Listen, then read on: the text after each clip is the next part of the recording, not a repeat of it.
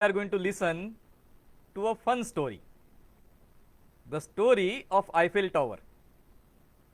All of you must be aware of Eiffel Tower. Many of you must have also visited Eiffel Tower in Paris. But do you know the story that goes behind the construction of this tower, which at one time was the tallest structure in the world? Well, the story is like this. In the 16th century, there was this Count De Freude, Viscount De Freude, a very rich French gentleman who had made loads of money by dealing in the shares of Suez Canal and the Panama Canal, and also dealing in gold in Ivory Coast and trading in various commodities at various places. And he used to stay in Paris at that time and used to go for his daily walk where today's Eiffel Tower stands. As it was, he was the richest of the rich, so he would go there in his luxury buggy pulled by 3 horses, and of course all his entourage used to be along with him. That time the space where Eiffel Tower now stands was a large park. Rather than saying park, it was unused space where he used to take his evening walk or morning walk, as the case may be. And a few bystanders used to be there, maybe goat herds or other common people. And one day, when Viscount De Freude was on his walk, he noticed something in the grass, and he bent down to look at it. When he bent down, his hat fell. When his hat fell, he bent down further to pick up the hat, and that was the time his artificial eye came out and rolled on the ground. Seeing this, many of the goat herds had a hearty laugh. But Viscount De Freude was very, very angry.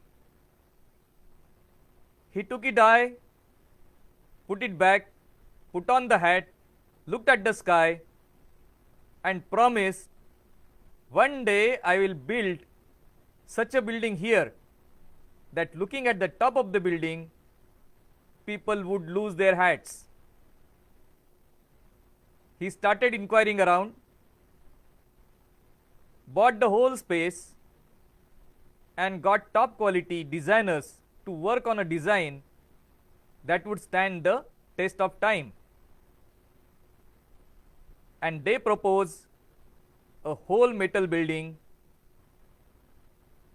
and putting a huge amount of money into the project. Viscount De Freude got it to fruition, and that is what is today's Eiffel Tower. Now understand the reasoning behind the name Eiffel Tower, where the eye of Viscount De Freude fell. That is why the name. Interesting, isn't it? Let that sink in.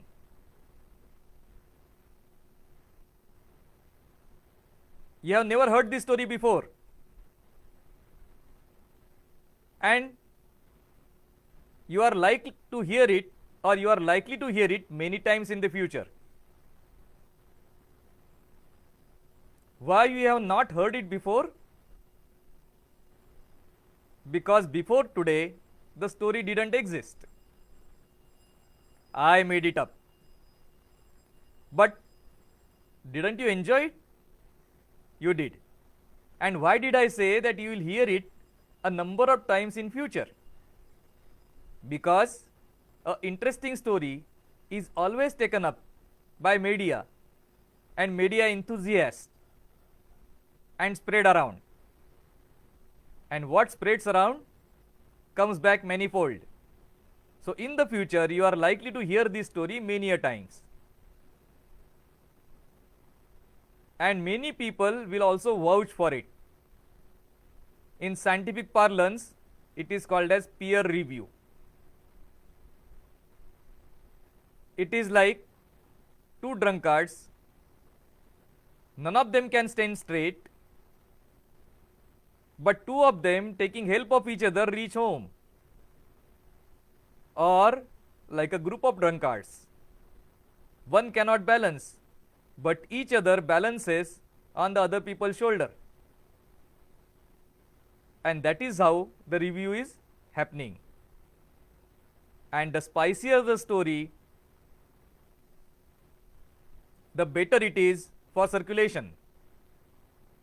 Because people want news, and news cannot be something which is of day-to-day happening.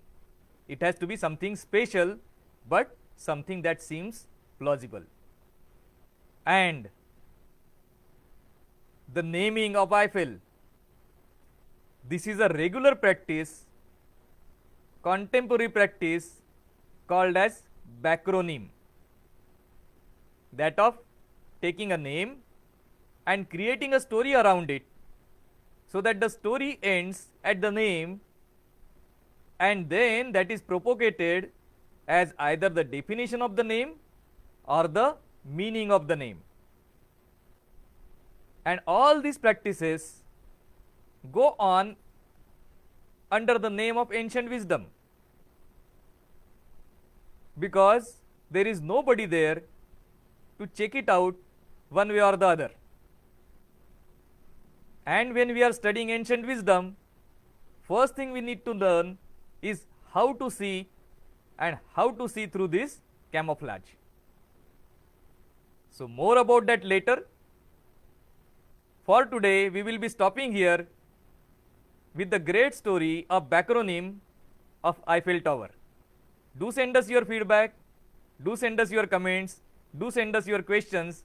We will answer those through the episodes of Ancient Wisdom. Namaskar.